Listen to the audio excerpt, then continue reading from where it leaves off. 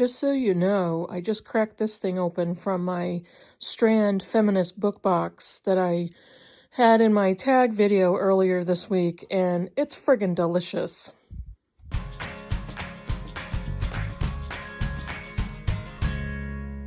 Hi BookTube, it's Kim at Middle of the Book March. It's the day after Christmas. Hope everybody got some good stuff. Everybody who celebrates Christmas and woke up yesterday to a pile of books. I got a couple. I was going to show them to you in a little bit. What I basically do is every birthday, gift-giving occasion, Christmas, my family usually gets a list of books that I would like, and they would typically pick a few. And they will either take a list to a bookstore or they buy them online, and so I have to pretend I don't see the email confirmations coming in. And my daughter is the one who, is really upset if I see something, oh, it was delivered today or it's on its way, and she's all upset. But she did manage to buy me some things, pick them out, tell me not to look, but honestly, I kind of knew what was coming, but I didn't tell her that. So she's still under an illusion that they were basically all surprises, or at least one of them was, because she was really proud that she had heard of this author before. But I'll show you those in a little bit. This is My Bookish week for December 26th, the day after Christmas. And I managed to finish 2 books this week. I didn't think I was going to, because Christmas is always super busy. There's always a lot of frenzy and activity. Even when I don't want there to be, it always does. It always happens, the same thing.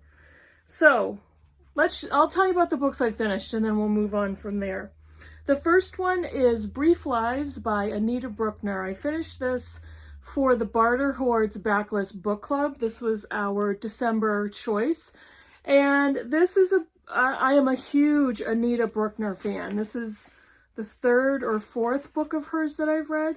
This was published in 1990, and it's the story of Faye and Julia. They are 2 women. Julia, I think, is about 10 years older than Faye, and they are 2 women who are thrown together because their husbands work together. Their husbands are partners at a firm in London. They wouldn't normally be friends, they wouldn't normally associate with each other, but because their husbands work together, Faye has put together a dinner party. Julia and her husband Charlie are invited. It's an interesting book, and if you're familiar with Anita Brookner, you understand how she writes and what she writes about. She writes about the very quiet lives of women, and the lives of Faye, the life of Faye especially, is quiet and average and plain, but each of the characters has some really deep inner complexity. And so Brookner is a genius at discussing that, the outward image of a simple life versus the inner emotional complexity, whether for the negative or the positive. She discusses the character of Julia, who is incredibly self-centered, fairly narcissistic, kind of lives in the past. She lives in the past of her glory days. And Faye is a younger, plainer, more average young woman, even though she took part in the theater and singing. When she got married, she gave all of it up to support her husband. And the book is set starting in the 40s and the 50s, so it's set in a different time. It is not a book that discusses or contemplates feminism or the rights of women. Faye is a woman who wants marriage, wants a family, gets married to a man that she's not desperately in love with, and realizes probably, early in their marriage that it's a good arrangement, but there's no passion there. Julia, on the other hand, is a woman who married a very sweet, accommodating, attentive man, and she is more of the I'm going to do whatever I want kind of woman, but she doesn't ever really do anything. She barely leaves their apartment. She is catered to by numerous other women. It's a really interesting dynamic. It's a very quiet story. This is a perfect example of a book with zero plot. So if you're a plot-driven reader, do not pick up Brief Lives by Anita Brookner. I really loved it. I gave it 4 stars. And it's not the type of book that hit me in the gut emotionally, but I love Anita Brookner's stories and her writing. I love the contrast between the simple and the complex. I love how she writes about women's lives, and there's always a little something autobiographical in her novels, and I don't doubt that the same is here. Although there's no plot, there's definitely some twists to the stories of Faye and Julia. There's relationship dynamics that are really interesting, how Brookner documents those. So if you like that type of a book, pick this up. Pick up an Anita Brookner. She's a favorite author of mine. If you love Barbara Pym, you'll probably love Anita Brookner at the same time. This was a success for me. The other book I just finished this morning, and it was kind of an offshoot of my Couple of Books project with Jane Eyre. This is a short story collection called Reader, I Married Him, which is edited and compiled by Tracy Chevalier, who also contributes one of the short stories in the collection. This was a mixed bag for me. I gave it a 3 on Goodreads. It is compiled of stories written by many different authors. So each story is written by somebody different. Chevalier compiles all the stories and edits them. And that's what this book is. It's all stories that were inspired by Jane Eyre. Now, it's interesting because I don't think it was what I thought it was going to be. There were a few stories that were directly offshoots of the novel Jane Eyre, whether they were continuations of the story or they were rewrites in a contemporary setting. They followed the Jane Eyre novel very, very closely. Many, if not most of the other stories had really not much to do with Jane Eyre. They picked up on themes of weddings and marriage, relationships. Again, a lot of the inner lives of women, interacting and having relationships with other women. And depending on the author, there were a few stories that I started and did not finish because I didn't like them. But there were some, and a minority, that I thought were very good. One of them was written by Jane Gardam, another by Emma Donoghue, Elif Shafak, Evie Wild. One of my favorites was written by Namwali Serpell. Let's see, Nadifa Mohammed, and Elizabeth McCracken. There are, I'm going to try to count quickly. It looks like there are about, 20 stories maybe. There may be a little more, a little less. And again, I think I DNF'd 2 or 3 of them. And it's a short story collection, and a short story collection written all by the same author is hit or miss. It's not really typical that you're going to love every story, but this one was kind of off for me. There were only a few that I thought were exceptional, and the rest were okay with a couple of duds. So that was my experience with that one. I still am intending on reading Wide Sargasso Sea, but the version that I have is the Norton Critical, and it's got very tiny font. So I actually ordered another version that has been on order for maybe 3 weeks. So with the Christmas holidays and the mail situation, I haven't received it yet. Once I do, I will start reading that, and I'm hoping I can get that to finish off this year. And then I'll do another video with my Couple of Books results. Now, at this time, I would like to make a mea culpa. I don't know if that's the right term. I think it is. My previous tag video, the Gifts of Reading tag, one of the prompts, I think the last prompt was, what are some books on your Christmas wish list? And one of the books that I presented and suggested was Growth of the Soil by Knut Hamsun. He was a Norwegian writer in the 20s and 30s, I think, 40s. And the book seemed and sounded very good. It was put out by Penguin Classics, and I was really looking forward to that one. That was kind of one of my top 5 on my Amazon wish list. And when I presented that book in my tag video, I received a comment from a subscriber and a fellow Instagrammer. This is Daytona Dane, and his Instagram account is under a different name. I think it might be Cover Talks. I will link his link to Instagram below. But he is Danish, and he lives in Florida, and he made a comment that Knut Hamsun's writing is quite beautiful, but he didn't like him as a person. And my instant reaction was, oh, okay, well, I'll have to look into him as his background to see what type of person he was. I ended up finding out that he was a Nazi sympathizer, and he agreed with the Nazi Germany takeover of Norway, and he was also quite the racist from what I can research and read online. So we talked back and forth over my booktube comments in that tag video, and he said, you know, he was an author that when he was in school, they assigned very often because of the quality of his writing. He just was not that good of a person. And so, taking all of that into consideration, I've decided not to pursue acquiring that book. I will go out in search of much better Norwegian authors. I say better, but it's not the quality of his writing. It's kind of, I'm skating a fine line with the art versus the artist.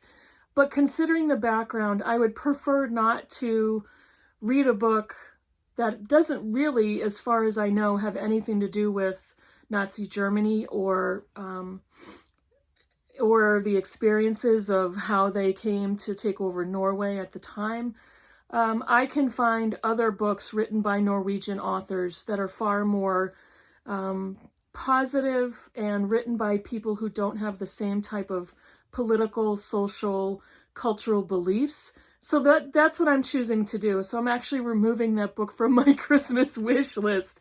And I really appreciated that being pointed out to me.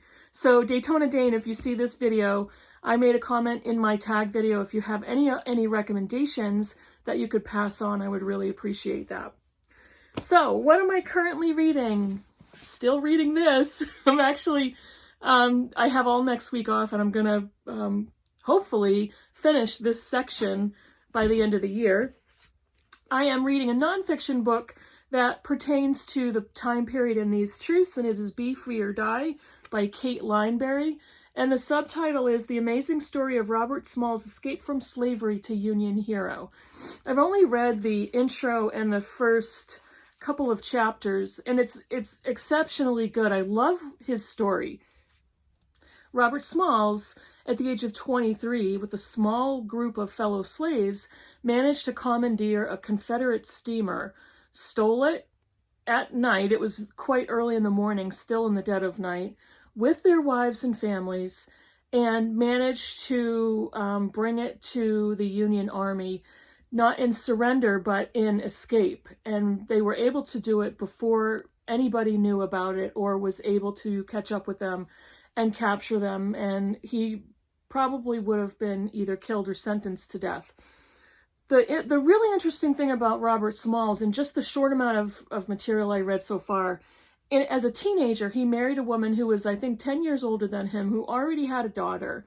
And he showed great maturity because he was taken from his mother at the age of 9. And, you know, slave families were too often separated, never to see each other again.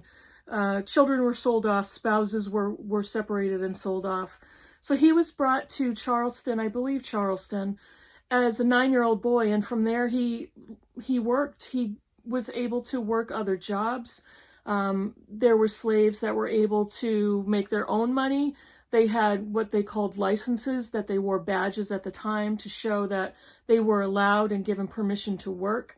So eventually he worked his way up to work on the wharves and became really great at operating boats and ships, of course, under the tutelage of Confederate Army military officers. But eventually he realized that he and his family could be easily separated, so he gathered this small group of slaves who were desperate for escape. They just did not want to live in bondage anymore. So he was quite young when he managed to pilot this ship to freedom. And that's as far as I've gotten so far. I've gotten to the point where it's the author's discussing his early life and how he got to be in the position where he was able to pull this off. So that's what I'm currently reading. I might start another book. I hope to start another book or two this week. And so very quickly, I'm going to show you 3 books that I got from my daughter and husband for Christmas. The first one is Iola Leroy by Frances Ellen Watkins Harper. This is the cover of Penguin Classic, and it is a landmark account of the African American experience during the Civil War and its aftermath. The book was first published in 1892, and it is a novel by the great writer and activist Frances Harper. She tells a story of survival and defiance. Iola Leroy is the daughter of a wealthy Mississippi planter. She travels to the north to attend school, only to discover that she has Negro blood.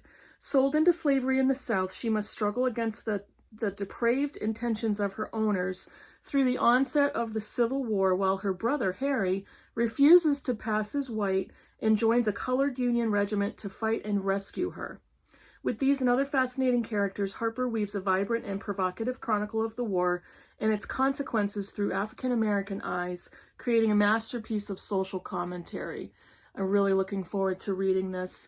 I really strive to find novels and or nonfiction about African American experiences or experiences of kidnapped and stolen African people into slavery written by African or African American people. So I was able to find this one. Looking forward to reading that. The next one is another Penguin classic. This is The Betrothed by Alessandro Manzoni. Great cover. I love the artwork on that cover. This is set in Lombardy during the Spanish occupation of the late 1620s. Tells the story of 2 young lovers, Renzo and Lucia. They are prevented from marrying by the petty tyrant Don Rodrigo, who desires Lucia for himself. They are forced to flee and then cruelly separated and must face many dangers, including plague, famine, and imprisonment, and confront a variety of strange characters. The mysterious nun of Monza, the fiery Father Cristoforo, and the sinister Unnamed, in their struggle to be reunited. A vigorous portrayal of enduring, unending passion, the betrothed's exploration of love, power, and faith presents a whirling panorama of 17th century Italian life and is one of the greatest European historical novels. I don't remember where I saw this or where I found it. It may have been a recommendation online, possibly on Thrift Books, based on former purchases of mine. And sounds really good, so put that on my Christmas list, and I got that one. And the next one is the one my daughter was most proud of deciding to purchase, because she kind of asked me, "Hey Mom, do you like the author Lydia Millette?" And I'm like, "Yeah, I do. I have one of her books." So she ended up buying me the children's Bible. This was a finalist for the Pulitzer Prize. It is a fairly new release, published in 2020, so it's a new release. The children's Bible is by the author of The Sweet Lamb of Heaven, which I also have. It follows a group of 12 eerily mature children on a forced vacation with their families at a sprawling lakeside mansion. They are contemptuous of their parents, who pass their days in a stupor of liquor, drugs, and sex. The children feel neglected at times, suffocated at other times. When a destructive storm descends on the summer estate, the group's ringleaders, including Eve, who narrates the story, decide to run away, leading the younger ones on a dangerous foray into the apocalyptic chaos outside. That sounds really good, and I also think this is on Scribd in audiobook. I might have to check on that. It was at one point. And if I can read and listen to the audio at the same time, it kind of heightens my reading enjoyment of a novel. So that's it for this week. Yeah, my bookish week for the day after Christmas. So hope you guys all got something good. Let me know what you think of the books I presented in the comments below. Any comments you have, I really appreciate those. Thank you for Danish Dane for pointing that out about the growth of the soil. And I will continue to look for other Norwegian or Scandinavian or any other authors from that part of the world in translated fiction especially that I can enjoy. So thanks so much for watching. Hope you all had a good holiday, and I'll see you in the next video. Bye everybody.